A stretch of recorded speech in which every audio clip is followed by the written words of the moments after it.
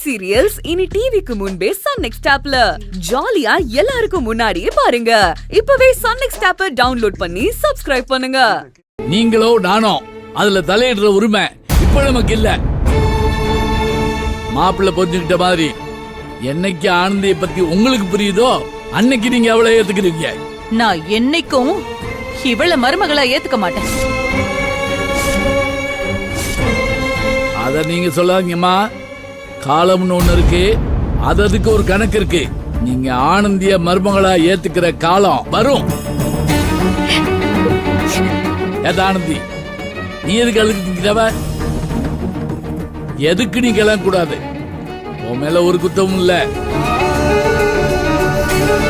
யாருக்காகவும் யாரு முன்னாலேயும் ஆத்தா தலை குனிய கூடாது. நிமிர்ந்து இல்லாதா தைரியமாறு. எலும்பில்லாத நாக்கு எதை வேணாலும் பேசும். ஆனா இந்த அப்பன் எப்பவும் உன் கொடுத்தா நிப்பேன். ஆனா என்ன இருந்தாலும் நான் நிக்கிறாரே என் மருமக, உன் புருஷன் உனக்கு துணையா நிப்பாராத்தா. நீ எதுக்கு அழகணும்? ஆனந்தி, நான் இருக்கேன்.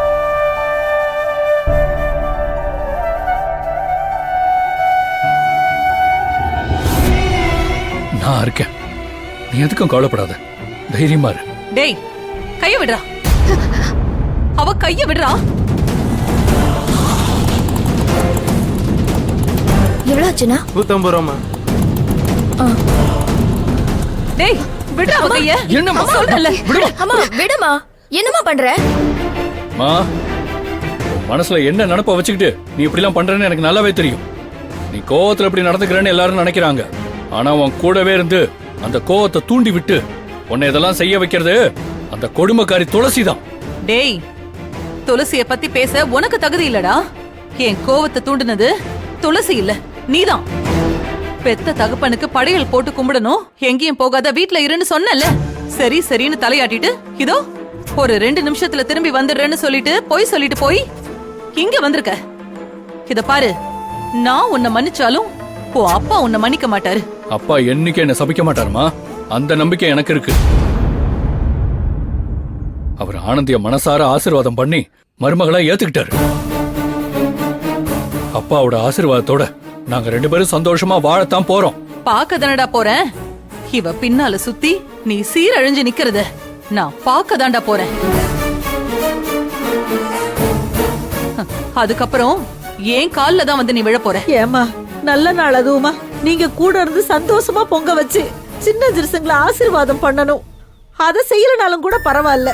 இப்படி சாபம் விடுறீங்களே, இது உங்களுக்கே நல்லா இருக்கா?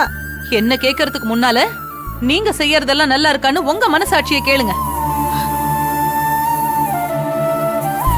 என் புருஷனுக்கு, இவனை பெத்த தகப்பனுக்கு செய்ய வேண்டிய கடமையை செய்யாம போய் சொல்லிட்டு இங்க வந்திருக்கான். அவனை கேள்வி கேட்கறதுக்கு உங்களுக்கு துப்பு இல்ல? இத பாருங்க, நான் மனசு கொந்தளிச்சு போய் வந்திருக்கேன். என்ன மேலும் மேலும் பேச வைக்காதீங்க. மா, நீ பேச வேணாமா? கிளம்பு, வா நம்ம வீட்டுக்கு போலாம். வாமா. நான் வர மாட்டேன்டி. இவன் இல்லாம நான் இங்க இருந்து வர மாட்டேன். என் கூட இவன் வந்தாகணும். டேய் வாடா. மா, நான் வர மாட்டேமா, வர முடியாது. ஐயோ, இப்படி எல்லாம் பேசாதீங்க. அப்பாவை கும்பிடணும் தானே கூப்பிடுறாங்க. நீங்க போயிட்டு வாங்க. நீ சும்மா ஆனந்தி. நான் போனாலும் போலனாலும் அம்மா என்னையும் புரிஞ்சுக்க போறதில்ல, உன்னையும் புரிஞ்சுக்க போறதில்ல. ஆனா அப்பா புரிஞ்சுப்பாரு. கண்டிப்பா நம்மள புரிஞ்சு அப்பா ஏத்துக்குவார். இத பார், எனக்கு புரியுது, புரியாம போகுது. இப்ப அது பிரச்சனை இல்ல. நீ இப்போ இங்க இருக்க கூடாது. என் கூட நீ வீட்டுக்கு வந்தாகணும். எதுக்குமா? ஏன் அண்ணா இங்க இருக்க கூடாது? ஏன் இப்படி பிடிவாதம் பிடிக்கிற? சொன்னா கேளுமா. அண்ணா பொங்கல் கொண்டாடிட்டு வரட்டும். வா நம்ம போலாம். ஏய் விடுறி. ஏய் யாழி, நீ எதுக்கு இவ்வளவு கெஞ்சிட்டு இருக்க? அம்மா என்ன சொன்னாலும் நான் இங்க இருந்து வரப்போறதில்ல. இப்படியே ஒவ்வொரு தடவையும் பிரச்சனை பண்ணி எதுவுமே நடக்க விடாம பண்றாங்க. இதுக்கு மேல நான் சும்மா விட்டு கொடுக்க முடியாது. இந்த வயசுல எங்க வாழ்க்கைய வாழாம விட்டுட்டு நாங்க எப்ப வாழ போறோம்? எனக்கு இருக்கிறது ஒரே வாழ்க்கை, அது என் ஆனந்தி கூட தான். இனிமே எதையும் விட்டு கொடுக்கறதா இல்ல. எங்க வாழ்க்கையை சந்தோஷமா வாழ விடுங்க. வாழுடா, வாழு. தாயோட மனச நோகடிச்சிட்டு தகப்பனுக்கு செய்ய வேண்டிய கடமைய தூக்கி போட்டுட்டு நீ சந்தோஷமா வாழ்ந்துட முடியும்னு நினைக்கிறியா